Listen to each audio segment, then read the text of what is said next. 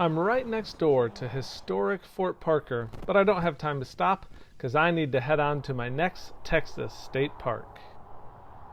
Hello. As you might know by now, my name is Jay. If there's one thing that I've learned from this project, it's that every state park is unique.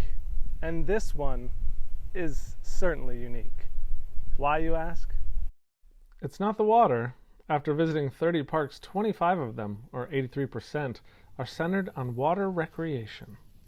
It's not their pool policy. They would hate Lockhart. I didn't see any wildly unique flora or fauna.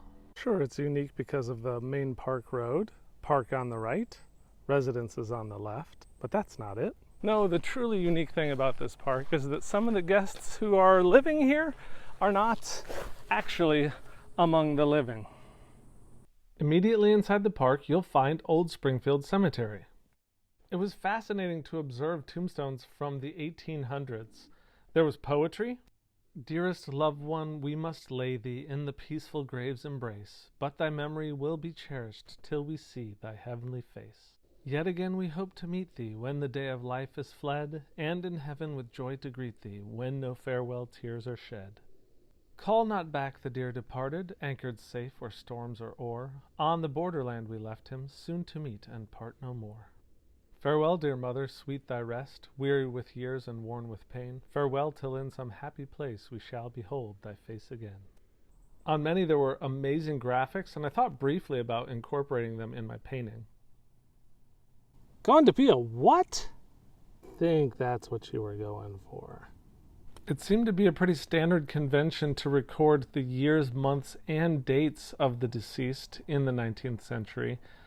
But really looking at these grave markers reminds you of the brevity of life. And is a loss any less tragic if it's 12 years, 7 months, and 12 days? Or if we lose our loved one at 18 years, or 24, or 57? Some of those buried in Fort Parker seem to be of some distinction, like Dr. N. Brookins.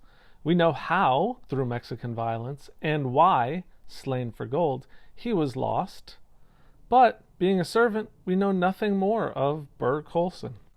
Even the phone numbers are from an age long forgotten, a sharp contrast to the hope of the most common epitaph in the cemetery.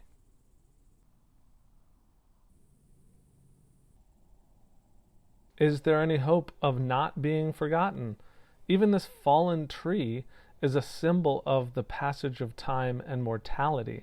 That was on a placard for the Leighton portrait of May Sartoris in the Kimball Museum. It lies here decaying, it covers the yard, and creates more disorder. Chaos grows around the markers, obscuring the memory.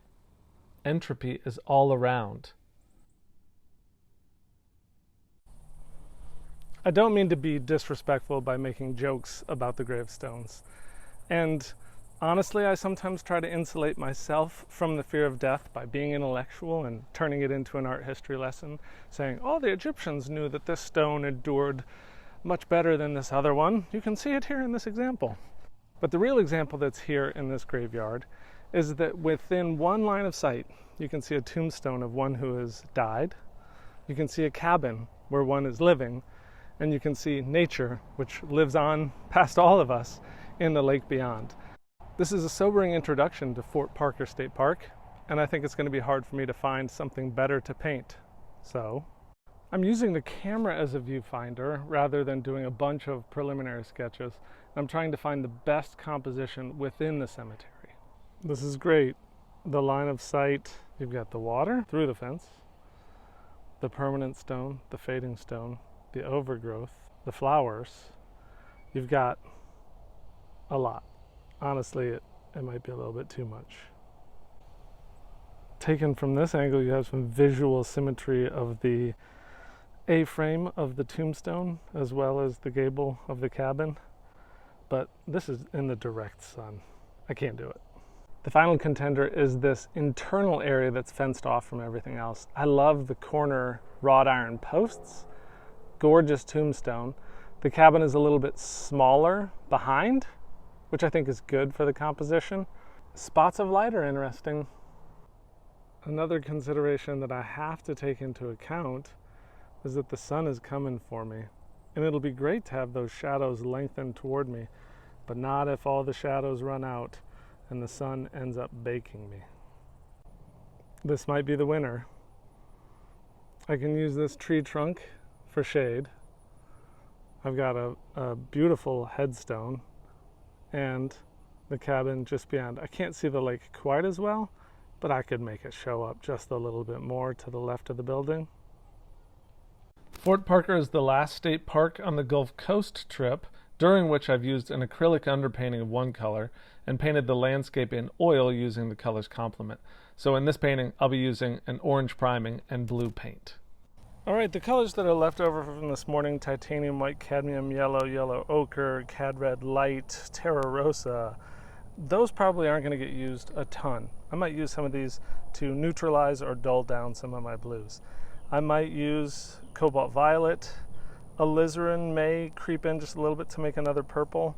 I'm certainly going to add more ultramarine blue. Try to use this tube up, actually. That's going to be a key component. And I'm probably also going to use manganese blue. Although the stones are carved beautifully, like I've noted elsewhere in the cemetery, I can't get bogged down in that detail at first. So I'm going to go with this composition, more or less. Love the lengthening shadows. Love the light raking across the top here. That's all going to change real fast. So the goal is to lock it in early. Paintings are tricky things where you have to balance a lot of factors at once.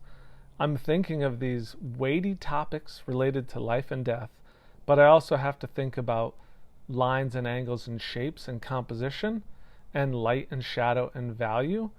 And sometimes it's tough balancing all that, but it's what I love most about making a painting. And here I'm speeding up the block-in phase of the painting.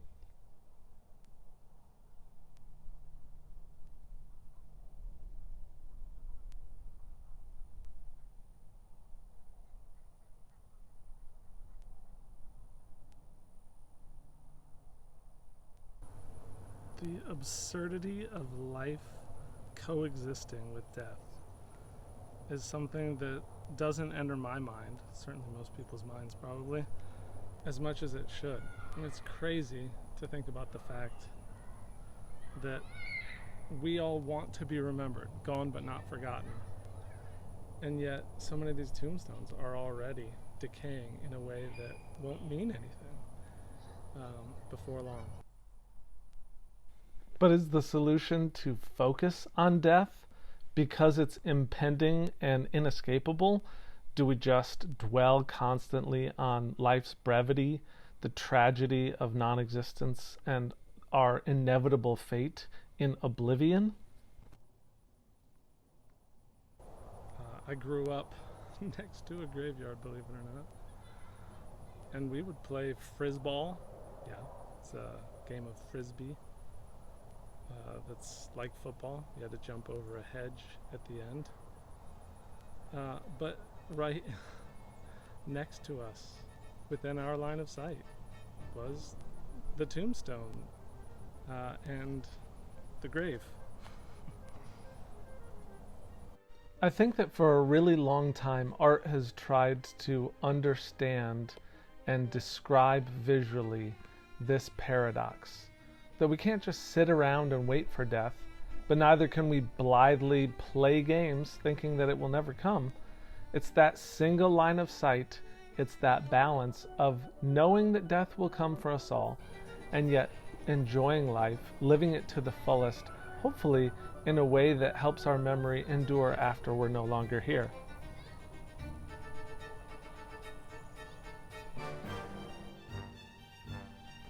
I hope that, in some small way, this painting suggests the ideas that were running through my head as I created it.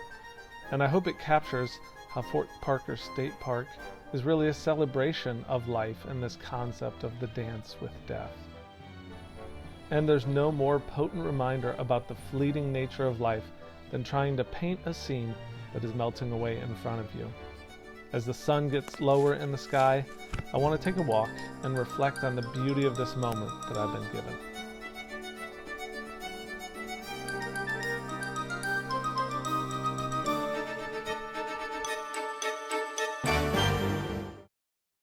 Whoa! I hope things didn't get too spooky for you there. Maybe it provided a place for you to be a little bit introspective. But just know, the trip is over, the paintings are hung, and man, it was a delight to take in this section of the Texas State Parks. Thank you as always for coming along and thinking and hiking and painting with me. I hope you enjoy it, and I hope I'll see you on the next video coming to you very soon.